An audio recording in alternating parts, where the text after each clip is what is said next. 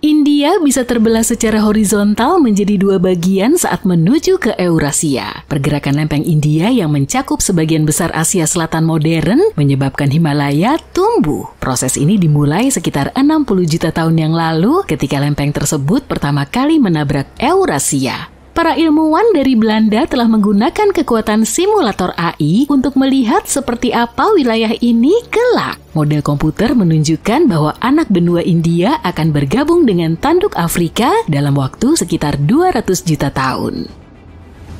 Kota Mumbai dan Mogadishu yang ada saat ini akan menjadi tetangga. Mereka akan berada di sepanjang rantai pegunungan yang baru terbentuk yang oleh para ilmuwan diberi nama Somalaya.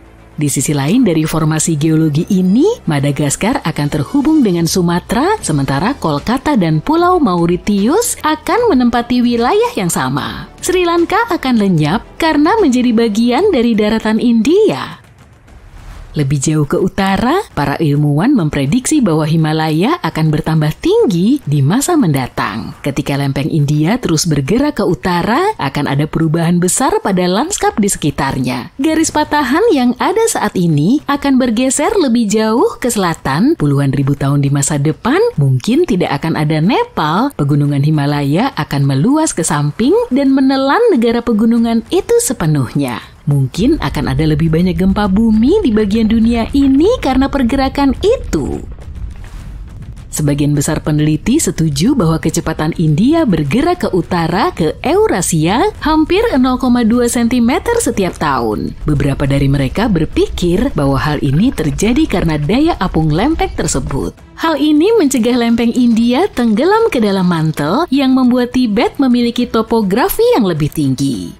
Ahli lain percaya bahwa strukturnya melengkung di bawah tekanan. Proses ini menyerupai apa yang terjadi pada selembar kertas ketika didorong secara horizontal ke dinding. Ketika diberi tekanan lebih pada ujungnya, kertas tersebut mulai terangkat di bagian tengahnya. Di dunia nyata, tonjolan ini adalah dataran tinggi Tibet. Sebuah teori baru memberi kita penjelasan ketiga untuk proses tersebut. Makalah mereka masih harus melalui peninjauan sejawat, tapi temuannya sangat menarik. Tim peneliti internasional memperkenalkan sebuah konsep baru, delaminasi lempeng India. Istilah ini berarti pemisahan lapisan-lapisan pada material yang seharusnya terikat bersama. Bayangkan sebuah roti lapis yang terdiri dari irisan keju dan ham di antara dua roti. Keluarkan salah satu lapisan tersebut dari roti lapis dan kamu akan mendapatkan delaminasi.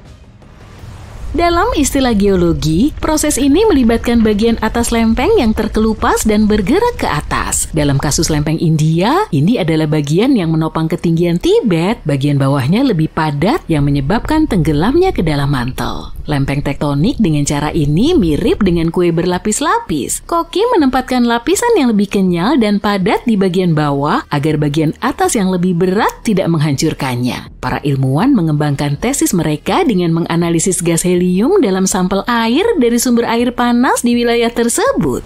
Helium-3 adalah isotop langka yang menunjukkan bahwa mantel dekat dengan permukaan bumi. Para peneliti mengukur rasio isotop helium di 200 mata air Tibet. Pola yang mereka lihat menunjukkan seberapa dekat mantel dengan permukaan Tibet Utara. Lebih jauh ke selatan, mereka menemukan banyak helium-4, isotop lain yang berarti lempeng tersebut masih utuh. Lempeng ini membentuk penghalang yang tidak dapat ditembus oleh helium-3 kecuali di satu wilayah dekat Bhutan di bagian timur Himalaya. Aktivitas seismik di wilayah ini merupakan bukti yang baik bahwa delaminasi, teori roti lapis, adalah nyata di sini. Dan ini menunjukkan kepada kita bahwa mantel sedang menyusup dari sisi timur dataran tinggi. Konsep ini mempertanyakan gagasan lama yang sudah diterima tentang perilaku lempeng tektonik. Para ilmuwan di balik penelitian ini menduga bahwa bentuk lempeng Hindia yang unik berkontribusi pada proses delaminasi. Lempeng ini paling tebal di titik paling utara dan paling tipis di sisi-sisinya. Jika itu semua benar, berarti tumbukan benua memiliki sifat yang lebih dinamis dan kompleks daripada yang diyakini oleh para ahli geologi sebelumnya.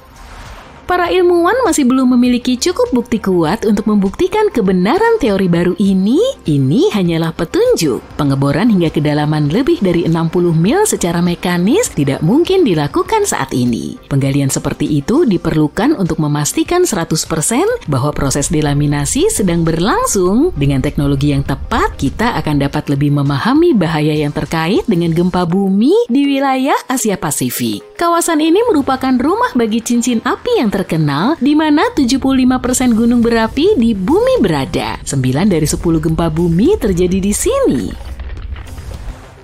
Lempeng tektonik India, Australia, Capricorn di bawah Samudra Hindia juga penting untuk memecahkan misteri tektonik bumi. Istilah yang digunakan para ahli geofisika untuk lokasi seperti itu adalah batas lempeng yang baru lahir.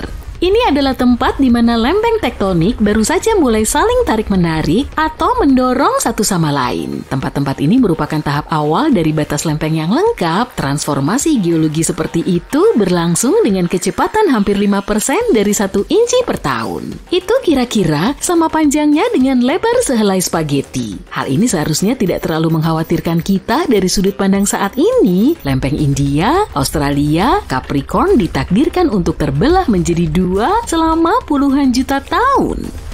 Para ilmuwan dari Prancis mempelajari catatan 2 gempa bumi yang terjadi pada 2012 dan menyimpulkan bahwa pasti ada batas yang baru lahir di sana. Gempa bumi biasanya terjadi di tempat di mana 2 atau lebih lempeng tektonik bertemu. Tapi gempa di Samudra Hindia terjadi di tengah-tengah lempeng. Para ilmuwan menggunakan pemindaian sonar untuk memetakan dasar laut dan melihat apa yang sebenarnya terjadi di sana.